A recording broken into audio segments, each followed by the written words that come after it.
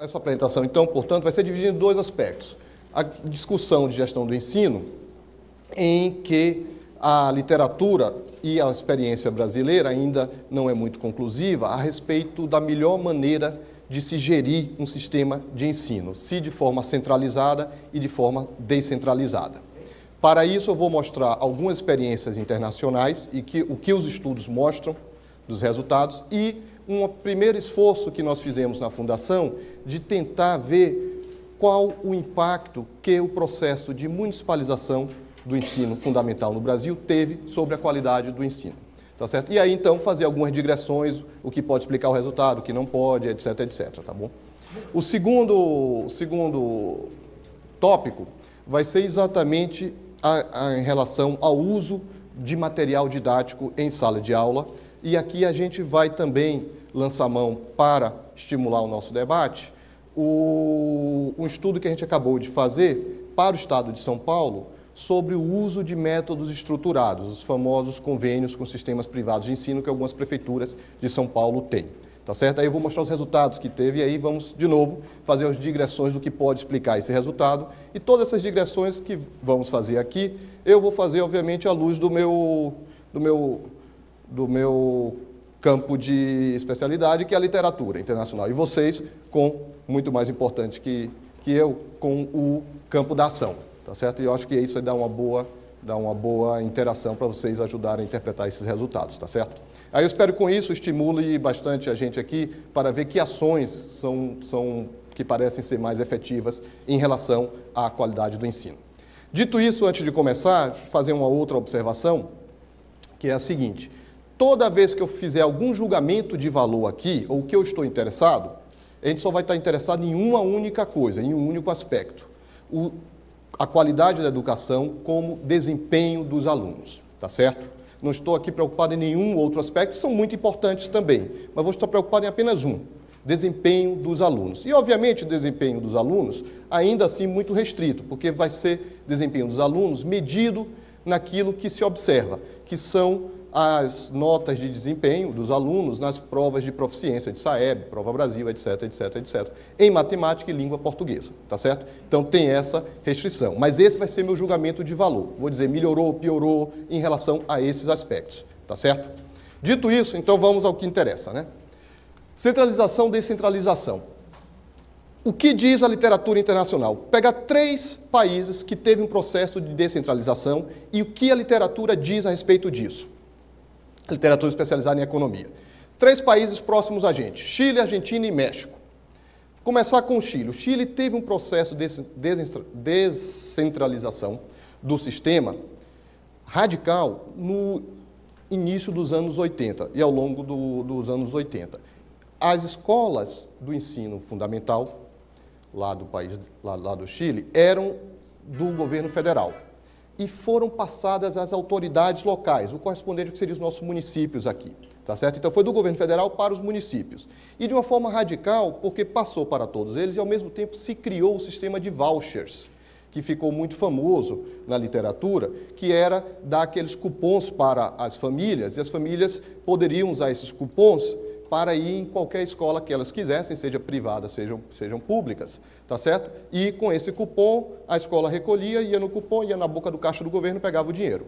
Então, a ideia era estimular competição entre as escolas, tá certo? E as escolas, então, que atraíssem mais alunos, ia ter mais recursos. E a ideia por trás disso é que os pais iam querer atrás, ia para aquelas escolas consideradas melhores, e aí as escolas melhores iam ter mais dinheiro, as escolas brigando por recurso, então, bom, você já conhece o resto da história, né?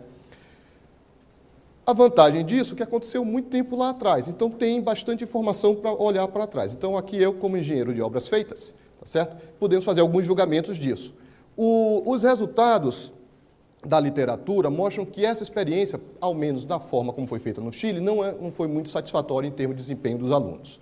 O desempenho dos alunos não melhorou ao longo do tempo, também não piorou, tá certo? Mas não teve o resultado esperado. Tem um debate enorme porque isso aconteceu, tá certo? Uma das explicações, que eu acho bastante interessante, é o que simplesmente aconteceu nesse processo, foram que as escolas brigaram pelos melhores alunos.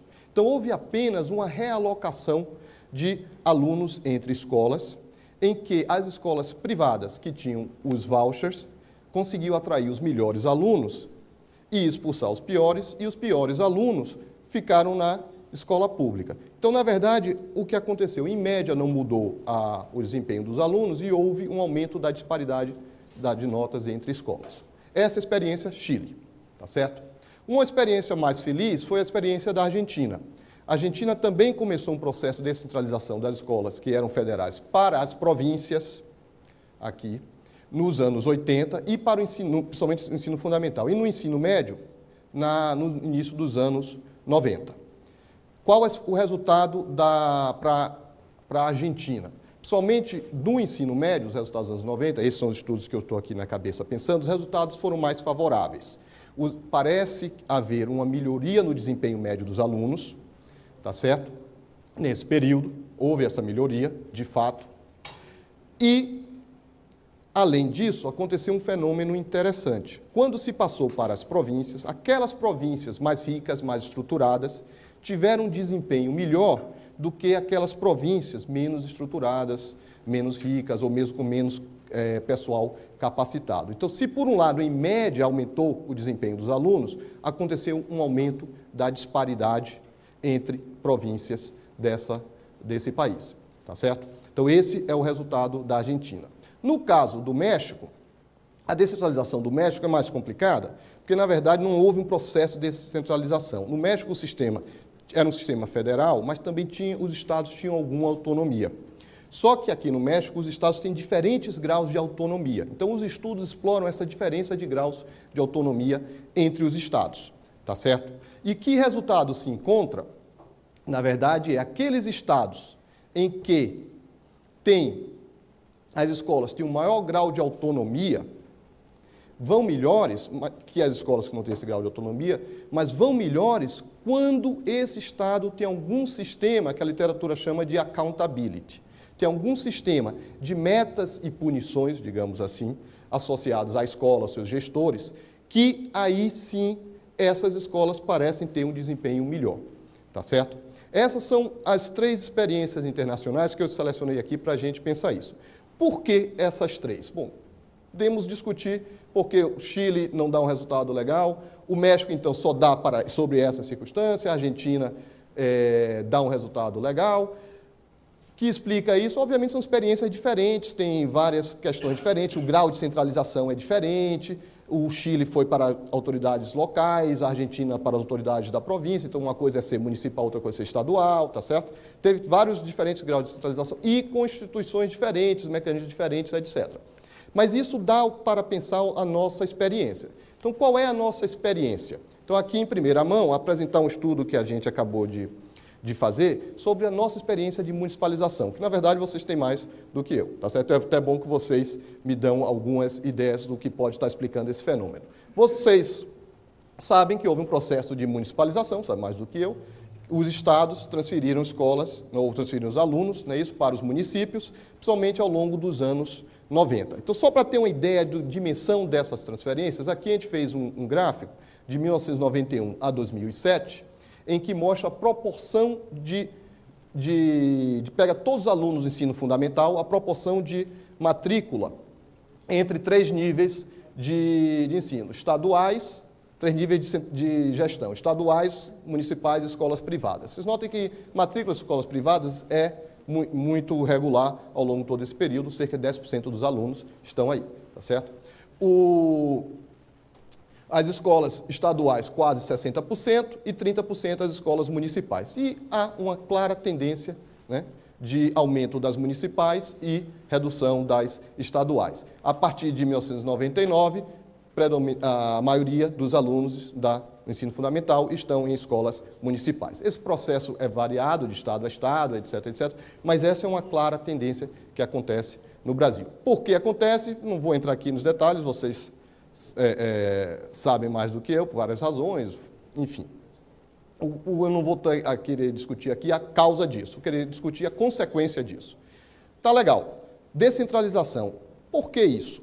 A literatura sempre discute qual é a vantagem de descentralizar gestões, não só de ensino, mas gestões em geral. Proximidade proximidade da população, junto com gestores, etc, etc, etc, tá certo? Qual é a nossa experiência? O que conseguimos fazer aqui foi o seguinte: localizamos nas provas do SAEB, na Prova Brasil, a mesma escola, tá certo? Então, olhava, por exemplo, Prova Brasil 2007, perdão, Prova Brasil 97, achava uma escola, estadual, municipal, estadual. Prova Brasil 2005, mesma escola, estadual, municipal, municipal. Então, essa escola passou do estado para o município, tudo bem? E aí, vemos o que aconteceu com essa escola, vamos comparar ela com ela mesma, em termos de nota dos alunos, tá certo? E aí, comparamos com as escolas que permaneceram estaduais. Tranquilo?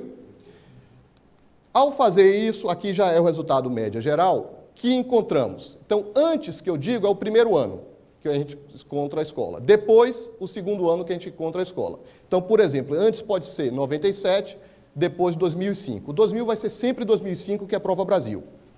E antes pode ser o SAEB 97, o SAEB 99, o SAEB 2001 ou mesmo o SAEB 2003. Aqui eu estou fazendo uma média geral de tudo isso, tá bom?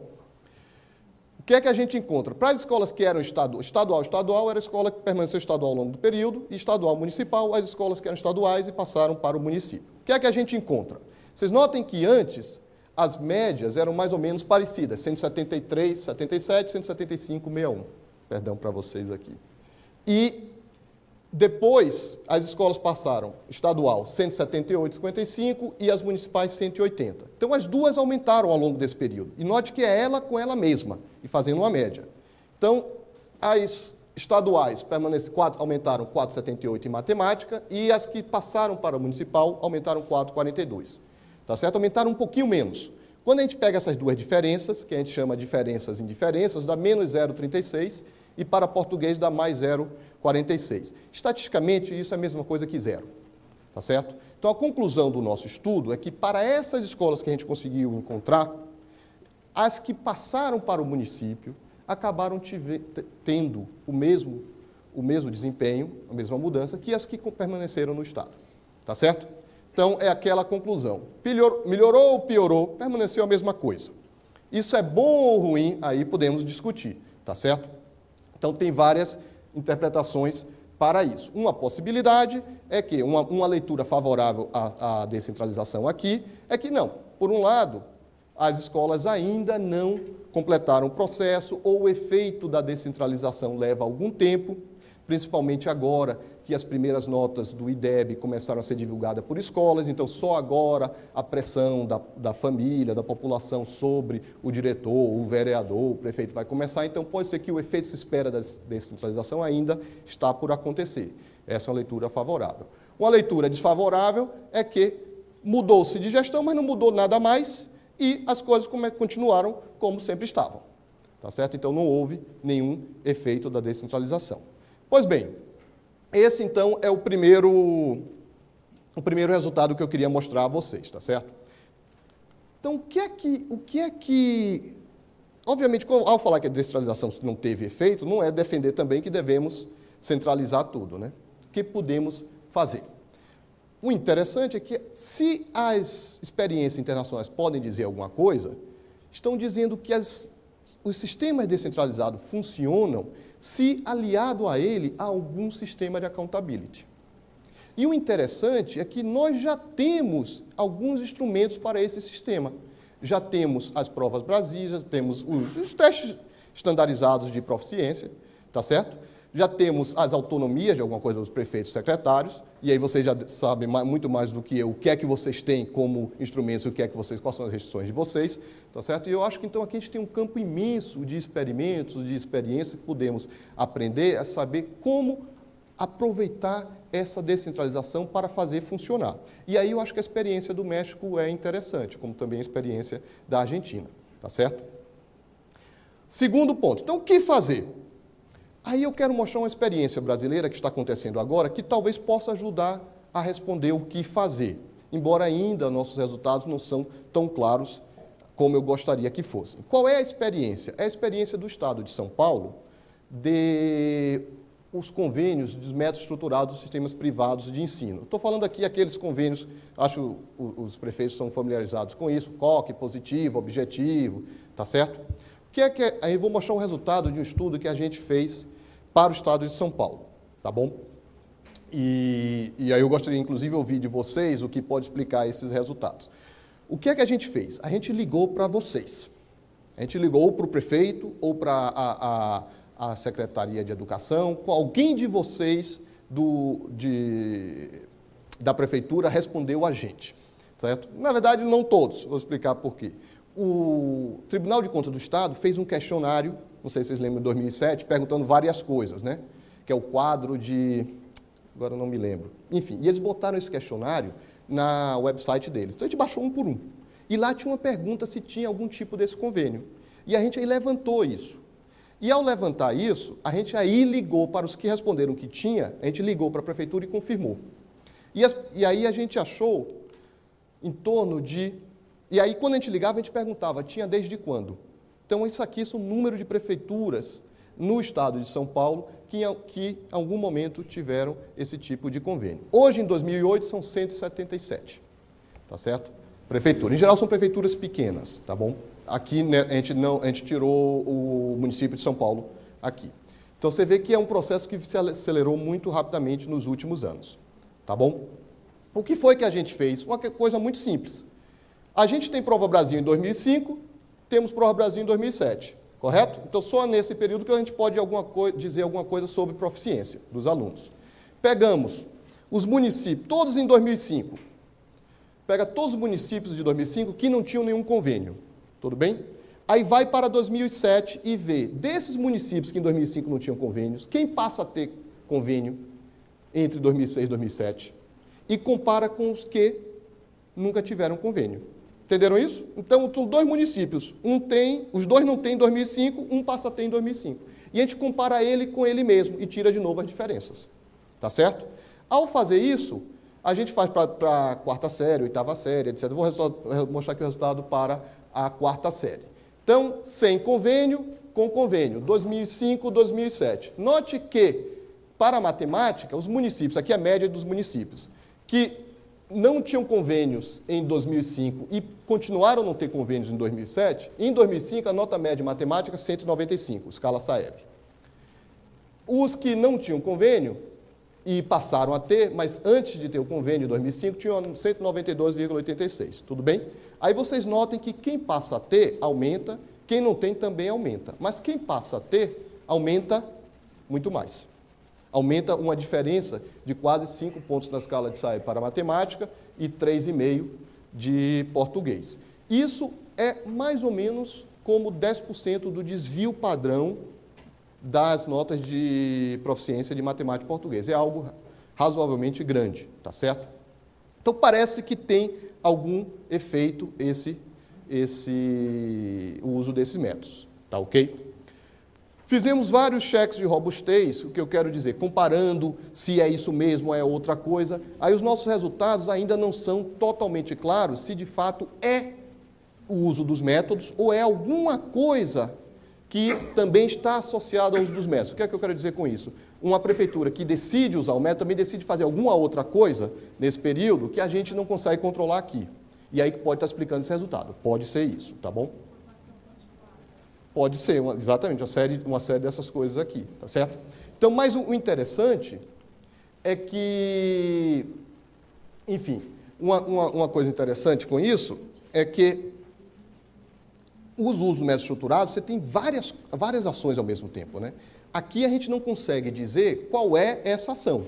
Então, a gente pegou tudo isso conjuntamente. Mas indica que pode ser tudo isso conjuntamente, ou pode ser alguma coisa, algum elemento separado que pode estar fazendo maior efeito, e esse é o que a gente quer fazer nas próximas pesquisas, mas a gente ainda não temos, digamos assim, elementos para informar vocês sobre isso.